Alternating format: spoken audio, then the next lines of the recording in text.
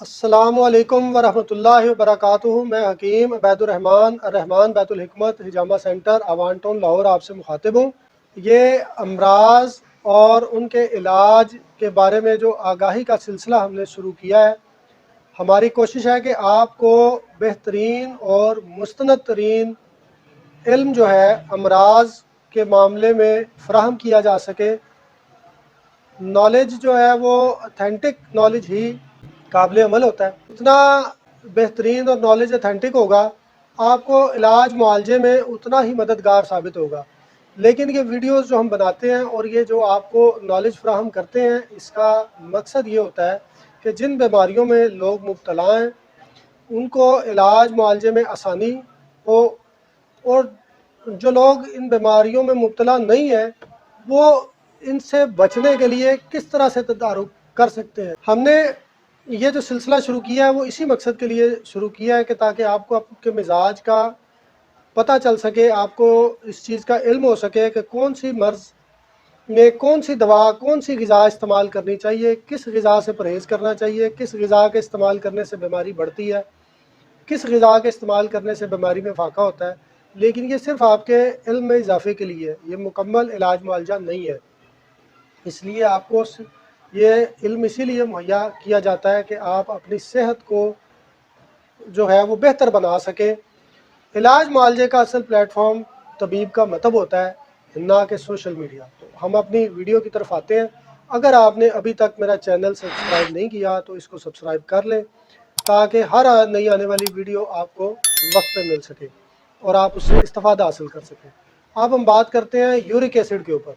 کہ York acid کا مرض کیسے پیدا ہوتا ہے، یہ کیا مرض ہے، اور اس سے چھٹکارا کیسے حاصل کیا جا سکتا ہے، یا اپنے آپ کو اس مرض سے کیسے بچایا جا سکتا ہے۔ کیونکہ یہ مرض جو ہے وہ دیکھنے میں ایک عام سا مرض ہے، لیکن اس کی پیچیدہ شکل جو ہے وہ بہت بھیانک ہوتی ہے، اور اس کا اینڈ جو ہے وہ گردوں کے ڈائلسس تک چلا جاتا ہے اور مریض جو ہے وہ جہان فانی سے کوچ کر جاتا ہے۔ اس لیے اس کے اوپر آگاہی بہت ضروری ہے۔ Uric acid, cholesterol, blood urea, creatinine یا اور سالٹس اور جو کارآمد مادے ہیں جسم میں پیدا ہوتے ہیں، یہ جسم میں نارمل حالات میں ایک خاص مقدار کے اندر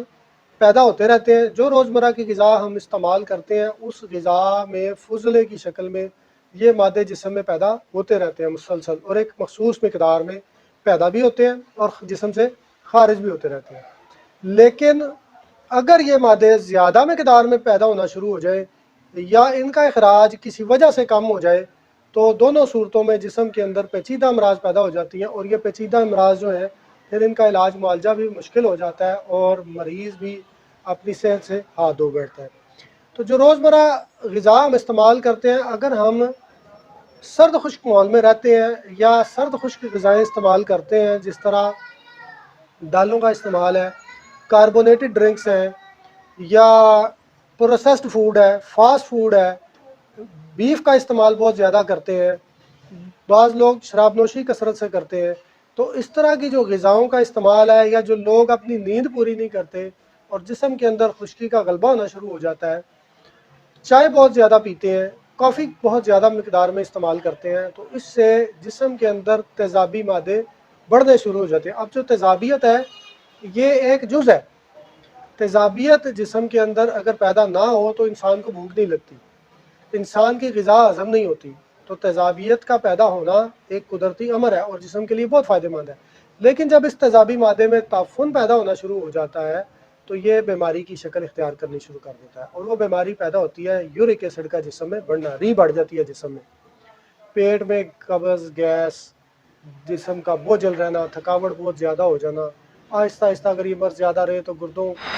کے نیفرون سوجنا شروع ہو جاتے ہیں، ان پہ سویلنگ آ جاتی ہے، جس بندے کے جوڑوں میں درد شروع، یورک ایسڈ کے جو کرسٹلز ہیں یہ جوڑوں میں جمنا شروع ہو جاتے ہیں، رکنا شروع ہو جاتے ہیں، اور جوڑ جو ہے وہ جس طرح فروزن شولڈر ہو جاتا ہے، یا جو کندھے کے جوڑ، کونیوں کے جوڑ یہ درد ہونا شروع ہو جاتے ہیں، گھٹنوں میں درد شروع ہو جاتی ہے۔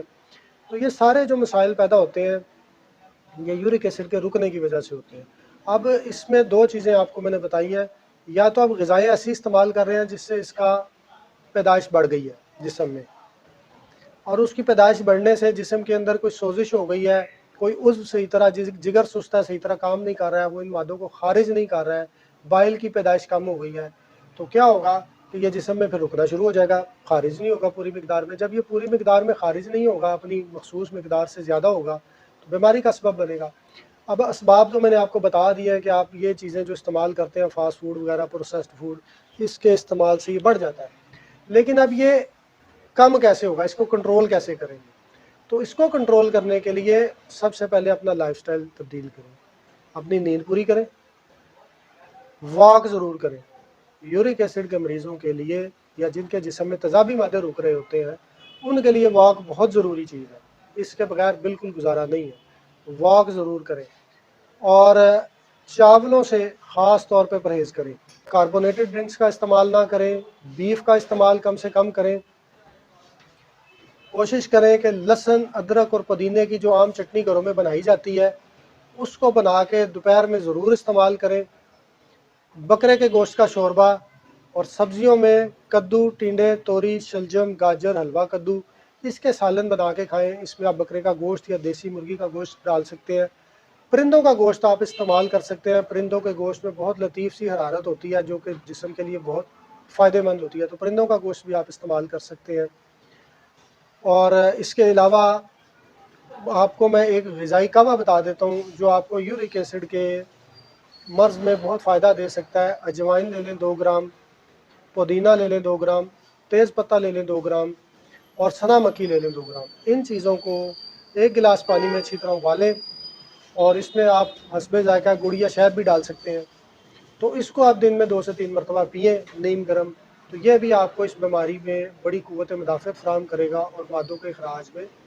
فائدہ مند ثابت ہوگا۔ اور تیسری چیز ہے کہ آپ نے معالج سے ضرور رابطے میں رہیں تاکہ آپ کا علاج بر وقت ہو اور اس مرض سے آپ چھٹکارا حاصل کر سکیں۔ امید ہے کہ آپ کو میری یہ ویڈیو پسند آئی ہوگی۔ اس کو لائک کریں، شیئر کریں، سبسکرائب کریں تاکہ باقی دوسرے بھی آپ کے عزیز و اقارب اور دوست اس سے فائدہ اٹھا سکیں۔ شکریہ۔